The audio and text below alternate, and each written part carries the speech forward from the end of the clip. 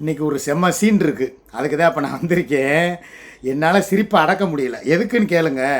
காலையில் ஒரு வீடியோ போட்டிருக்கேன். நம்ம யார் கட்டப்பையே அதில் வந்து பயங்கரமாக பேசியிருக்காப்புல. ரொம்ப வாழ்க்கையிலே சிக்கனத்தை ரொம்ப கடைப்பிடிச்ச ஒரு அம்மணி.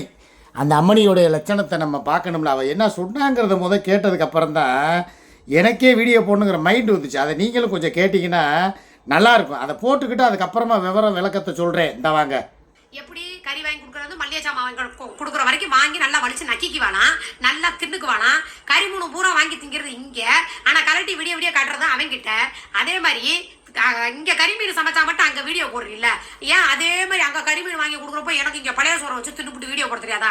நாங்கள் எத்தனையோ நாள் பழைய சோறை வச்சுக்கிட்டு தான் தின்னோம். இந்த நேரத்தெல்லாம் ஒன்றுமே இல்லை. முதல் நாள் வாங்கின சிக்கன் அதை பரட்டி தான் 65 போட்டு கொடுத்தேன். நான் நேற்று ஒன்றுமே வைக்கல, வெறும் ரசம் வெறும் சோறு தான். இதுக்காக நாங்கள் வச்சுக்கிட்டு ஐயோ நான் இன்னைக்கு ரசம் தான் சாப்பிட்டேன், இவன் குடும்பத்துக்கு போய் கறிமீனை வாங்கி கொடுத்தேன். நீங்கள் டேய், இந்த ஒரு பானை சோத்துக்கு இந்த ஒரு சோறு போதும்டா. விளக்கத்தை சொல்லிடுறேன். நேற்று இந்த அம்மா வீட்டில் வந்து இவங்க அடிக்கடி வந்து பழைய சோறும் பச்சை மிளகாயும் தான் திங்கிறாங்களாம், கறிமீன்லாம் சாப்பிட்றது இல்லையா. அதே மாதிரி நேற்று கூட நேற்று ரசங்கிறது உண்மைதான். ரசத்துக்கு முன்னால் என்ன சாப்பிட்ட, அதுக்கு பின்னாடி என்ன சாப்பிட்ட அதையும் சொல்லணும்ல. காலையிலே ஒரு கோப்பரை ரத்தம் நான் தான் வாங்கிட்டு வந்து கொடுத்தேன். அதை எடுத்து பொரிச்சு தின்னதை மறைச்சிட்டேன். அதுக்கப்புறம் சிக்கன் 65 அதை போட்டு சாப்பிட்டேன், அதையும் மறைச்சேன். அதுவும் முந்தா நாள் வாங்கி கொடுத்ததான். முந்தா நாள் வாங்கி கொடுத்தது எப்படி வாங்கி கொடுத்தேன்? முந்தா நாள் என்ன குழம்பு வச்ச அதை சொல்லு. மட்டன் குழம்பு, நெஞ்செலும்பு, கறி எல்லாம் போட்டு பிரியாணி செய்யணுங்கிறதுக்காக நான் தான் மட்டன் வந்து 3/4 கிலோ வாங்கிட்டு வந்தேன். 3/4 கிலோ மட்டன் வாங்கினப்பவே சிக்கன் வாங்கிட்டு வா ஒரு 1/2 கிலோ அப்படின்னு சொல்லி வாங்கிட்டு வர சொன்னவளே இவ தான். அப்போ சிக்கன் வேறு 1/2 கிலோ போன்லெஸ்ஸு, அது என்னது லாலிபாப்பு, சப்பி சப்பி சாப்பிடுவாங்களே லாலிபாப்பு, அந்த குச்சி மாதிரி இருக்கும்ல ரெக்க லாலிபாப்பு, அதையும் வாங்கிட்டு வந்து ஒரே நாளில் 2. அதில் ஒன்றை வச்சுட்டு ஒன்றை பிரிச்சுக்குள்ளே வச்சுட்டேன். 3/4 கிலோ கறியவே அன்றைக்கி ஒரு நாள் பூரா திண்டேன். 3/4 கிலோ ஆட்டுக்கறி நல்லா கேட்டுக்கங்க, நெஞ்செலும்போடு வாங்கி தின்றுருக்கா. மறுநாள் நேற்று ரத்த பொரியல், அது போக சிக்கன் 65 தின்றுருக்கா. இவ வந்து சிக்கனத்தை பற்றி இவ பேசுகிறான். எங்கள் வீட்டில் நாங்கள் கொஞ்சோண்டு தான் சோறு போடுவோம், நாங்கள் கொஞ்சமாக தான் ஆக்குவோம், நாங்கள்லாம் வந்து ரொம்ப ஏழைங்க.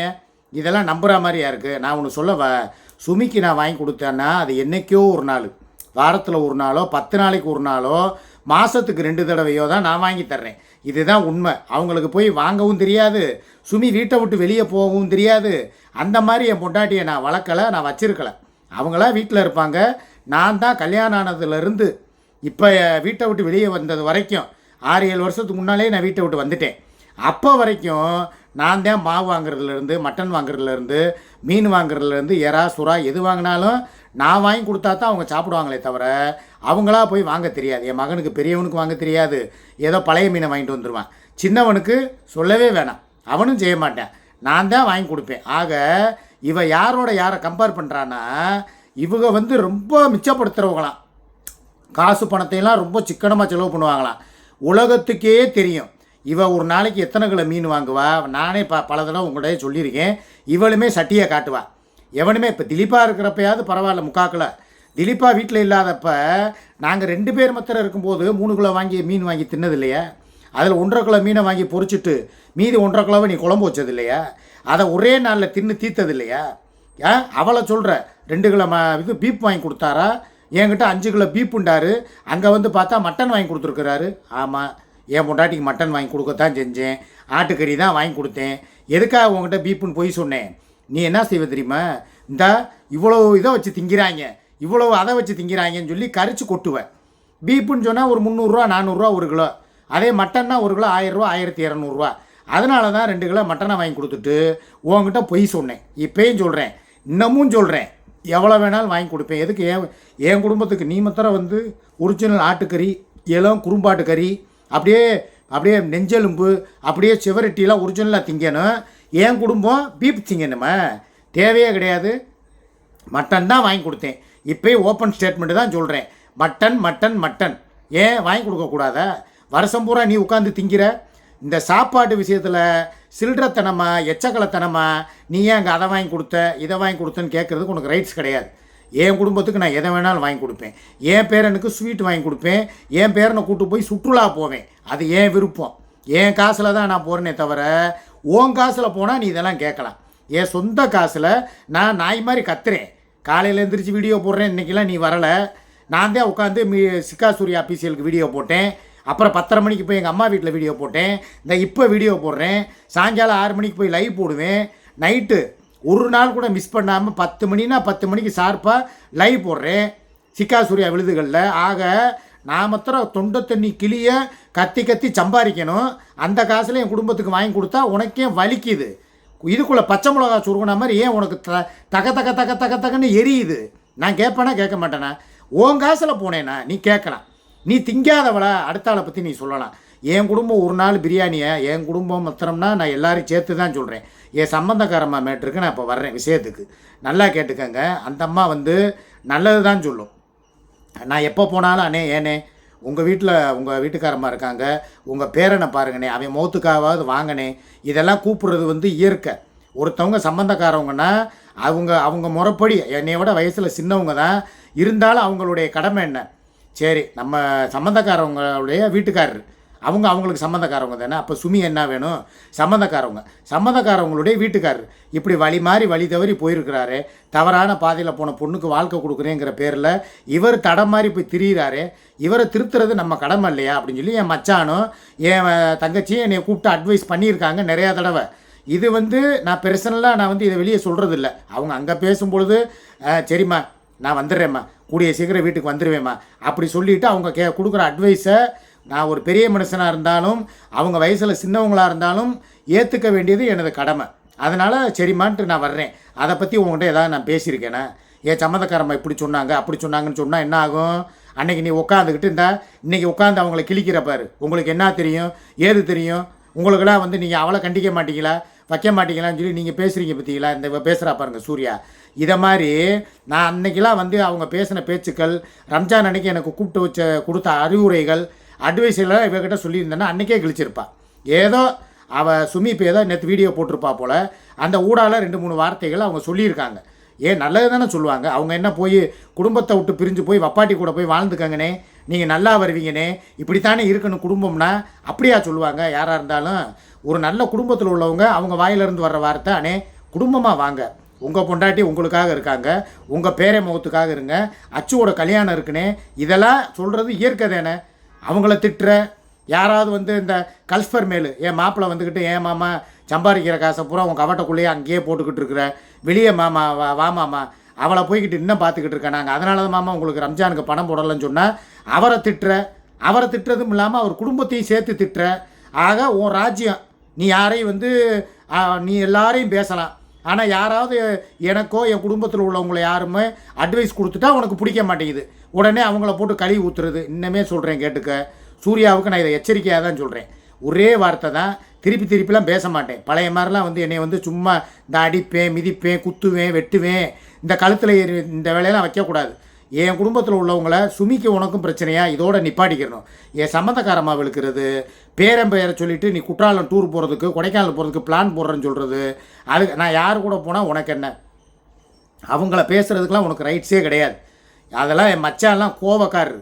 பழங்கானத்தத்தில் அவரெல்லாம் வந்து சரி வேணாம் இப்போ மாணிக்கமாக வாழ்ந்துக்கிட்டு இருக்கார். அவரெல்லாம் ஒரு காலத்தில் பாட்சாவாக வாழ்ந்தவர். வேணான்ட்டு அடக்கி போகிறாரு. ஏன் வீடு தெரியாதா? ஏறி வந்துங்க உன்னை நல்லா தூக்கி போட்டு 4 சாத்த முடியாதா?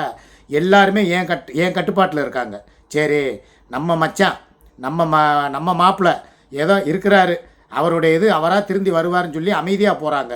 நீ மாட்டை கடிச்சு கடைசியாக மனுஷனை கடிக்க வந்தனா யாருங்க பொறுத்து போகிறதுக்கு ஆள் கிடையாது. நீ எங்கேருந்து எங்கே வந்தவ? யாரை நாட்டாமல் பண்ணிக்கிட்டு தெரிகிற? உன் ஊர் எது? உன் ஏரியா எது? ஏரியா விட்டு ஏரியா வந்து உன் சண்டிகரத்தனத்தை நீ இங்கே காட்டுவியா? இந்த இதுக்கெலாம் ஆகாது. நீ வந்து பழைய பல்ப்பு, நீ பீஸா போன நீ ரவுடி பேபி கிடையாது, நீ டம்மி பேபிங்கிறது சாதனா விஷயத்துலேருந்தே உலகத்துக்கே தெரிஞ்சு போச்சு. இங்கே உட்காந்துக்கிட்டு என் குடும்பத்தை வந்து நான் அதை பண்ணிடுவேன் இதை பண்ணிடுவேன்னு சொல்லி இந்த பூச்சாண்டி காட்டுற வேலை, இந்த புருடா விடுற வேலையெல்லாம் இங்கே வைக்கக்கூடாது சரியா? அப்போ திருப்பி அவங்க கொந்தளிச்சாங்கன்னு அவ்வளவுதான், நீ தாங்க மாட்ட, பொசுங்கிடுவேன். அதை மைண்டில் வச்சுக்கிட்டு இனிமேல் எதாக இருந்தாலும் சரி தான். என்னையை திட்டுறியா, என் பொண்டாட்டியை பேசுகிறியா, அதோட நிப்பாட்டிக்கிறணும். எனக்கு தெரிஞ்சு இனிமேல் உன் வாயால் என் பிள்ளைகளையோ என் பேரனையோ என் சம்மந்தக்காரமாவையோ இல்லை என் சம்மந்தப்பட்டவங்களையோ திட்டுனாலோ, எனக்கு சம்மந்தப்பட்டவங்கன்னு சொன்னது யாருங்கிறது உங்களுக்கே தெரியும். என் நலம் விரும்பிகள் கமாண்டு பண்ணுறவங்க, என் தங்கச்சிங்க, என் மாப்பிள்ளைங்க, என் கூட எனக்காகவே என்ன 6 மணிக்கு வந்தால் மாமாவோட லைவ் வரும், எப்போடா வருவோன்னு காத்துக்கிட்டு இருக்கிற என்னுடைய விசுவாசிகள், என்னுடைய நட்புகளை யாரை பற்றியாவது நாக்கு மேலே பல்லு போட்டு இனிமேல் பேசினா நடக்கிறதே வேறு. நான் மனுஷனாக இருக்க மாட்டேன். நீ உன் வேலையை பார்த்து, நான் ஒன்றும் சிம்பிளாக தான் சொல்கிறேன். நான் ஒன்லி அப்படியே செல்லை சுவிட்ச் ஆஃப் பண்ணிடுவேன். சுவிட்ச் ஆஃப் பண்ணிட்டு நான் எங்கே போகிறேன் எங்கே வர்றேங்கிறத சொல்ல வேண்டிய அவசியமே இல்லை. நான் பாட்டுக்கு எங்கேயோ கண்காணாமல் போயிடுவேன். அப்புறம் உன்னுடைய தான் எல்லாம் பாதிப்பாகி போயிடும். அதையும் நீ வந்து நோட் பண்ணிக்க. எதாக இருந்தாலும் அளவாக பேசு, கரெக்டாக பேசு. சும்மா போட்டுக்கிட்டு அப்புறம் ஒரு வார்த்தை இதை சொல்லி முடிச்சிடுறேங்க. சுமியை பார்த்து அடிக்கடி நீ கேட்குற ஒரே கேள்வி என்னன்னா, வீடியோ காலில் அவள் அவுத்து காட்டுறா, வீடியோ காலில் உங்ககிட்டையும் காசை வாங்கி திண்டுக்கிறா, அதே மாதிரி சுகைலுக்கு போய் வீடியோ காலில் அவுத்து காட்டுறாங்கிறியே, என்னைக்கு அவள் அவுத்து காட்டினதை நீ பார்த்த? அதுக்கு ஏதாவது ஆதாரம் இருக்கா? நிதானமாக கேட்குறேன், பொறுமையாக கேட்குறேன். ஒரு விஷயம் உன் கண்ணுக்கு வந்துச்சா, இல்லை நீ எதுவும் பார்த்தியா, இல்லை நான் ஏதாவது உங்ககிட்ட ஏதாவது வந்து சொன்னேனா? ஏன்னா நான் அங்கே போய் தங்குறதும் இல்லை, ஒரு நாள் நைட்டு கூட முழுசாக அங்கே தூங்குனதும் இல்லை. அப்படி இருக்கும்போது நான் ஏதாவது வந்து அவளை பற்றி உங்கள்கிட்ட சொல்லியிருந்தால் தான் உனக்கு அது தெரியணும். நான் இது வரைக்கும் கடவுள் மேலானையா, அல்லா மேலானையா, திருச்செந்தூர் முருகன் மேலானையா, என் தாய் மேலானையா, இது வரைக்கும் சுமியப்பா அந்த மாதிரி போய் அவுத்து காட்டிக்கிட்டு இருக்கா, சுகைல்கிட்ட திறந்து காட்டினா அந்த மாதிரி ஏதாவது வார்த்தைகள் என் வாயிலிருந்து வந்துச்சா? கிடையாதுல. நீயா ஏன் ஒரு கற்பனையை பண்ணிக்கிட்டு உன்னுடைய யூகத்தின் அடிப்படையில் அவளை அவுத்து காட்டினவ, திறந்து காட்டினவ, அங்கேயும் திறந்து காட்டிக்கிறா, இங்கேயும் வாங்கி வலிச்சு நக்கிக்கிறாங்கிற வார்த்தை உன் வாயிலிருந்து எப்படி வரலாம்? நான் போய் என் பொண்டாட்டிக்கு செய்கிறேன், என் பிள்ளைகளுக்கு செய்கிறேன், என் பேரனுக்கு செய்கிறேன்னா அது என் கடமை. குடும்பத் தலைவனா அது என் உரிமை. அதனால் நான் போய் அவங்களுக்கு நல்லது பொழுது வாங்கி கொடுக்குறேன். அவங்களே என்னை கழுத்தை பிடிச்சி வெளியே தள்ளினாலும், என்னை ஒரு அப்பனுக்கு பிறக்கலன்னு சொன்னாலும், திறந்த வீட்டில் நாய் நுழையின மாதிரி நுழைஞ்சேன்னு பேசினா கூட எனக்கு அதை பற்றி கவலை கிடையாது. ஏன்னா நீ பேசின பேச்சை விடவா என் குடும்பம் என்னைய பேசிருச்சு, நீ திட்டின திட்ட விடவா என் குடும்பம் என்னைய திட்டிருச்சு. ஏன் நீ என்னைய தூக்கி போட்டு மிதிச்சிருக்க, எத்தனையோ நாள் அல்லையில் குத்தியிருக்க, குறவலையை பிடிச்சி நெரிச்சிருக்க, ஏன் ஒத்த கொட்டையை பிடுங்கியிருக்க, ஏன் சில்லி மூக்கை உடச்சிருக்க. இதெல்லாம் என் குடும்பம் செஞ்சுச்சா? அந்த மாதிரி நீ செய்யும் பொழுது என் குடும்பம் தான் சிக்குப்பா ஏன் இப்படி வந்திருக்கீங்க, என்ன ஆச்சு உங்களுக்கு அப்படின்னு சொல்லி பதறினது என் குடும்பம் தான். ஆக என் குடும்பம் என்னை கை நீட்டினதே கிடையாது.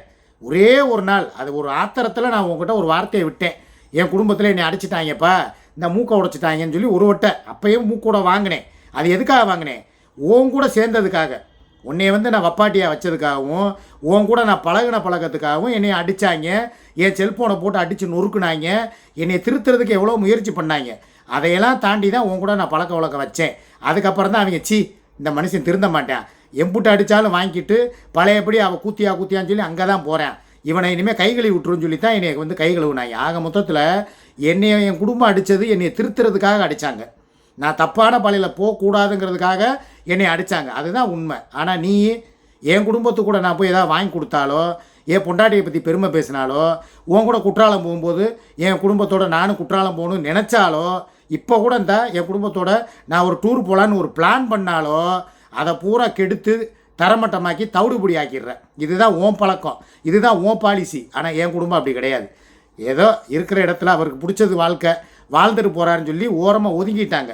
எங்கேயாவது ஒன்றே மாதிரியாக வந்துக்கிட்டு சுகைல் கூட வந்துக்கிட்டு அவனை இலங்கையிலேருந்து நீ இங்கே வா, நான் இங்கேருந்து மதுரையிலேருந்து கிளம்பி இதுக்கு வர்றேன், சென்னைக்கு வர்றேன், 2 பேரும் சேர்ந்து ரூம் போடுவோம் வா, திருப்பி நம்ம அவங்க ஏற்காடு போனால் நம்ம ஊட்டிக்கு போவோம், இல்லை அவங்க 2 பேரும் ஒகேனக்கலுக்கு போனால் நம்ம பெங்களூர் போவோம்னு சொல்லி சுற்றிக்கிட்டு இருக்காங்களா? என் பொண்டாட்டி அப்படி கிடையாது. வீடு உண்டு, வாசலை தாண்டினா சம்மந்தி வீடு, சம்மந்தியை விட்டால் என் பேரன், என் பிள்ளைகளுக்கு சமைச்சு போட்டுக்கிட்டு என் குடும்பம், என் வர்க்கம், என் வாரிசை காப்பாற்றிக்கிட்டு, என் பரம்பரையை வளர்த்துக்கிட்டு, என் குடும்பத்துக்காக வாழ்கிற ஒரு வம்சத்தை காப்பாற்றுற ஒரு குலவிளக்கு அவளை பற்றி இனிமே நாக்கு மேலே பல்லு போட்டு பேசினா உன் நாக்கு இருக்காது. அதையும் சொல்லிக்கிறேன். 6 மணி நிலவில் சந்திப்போம். பாய்.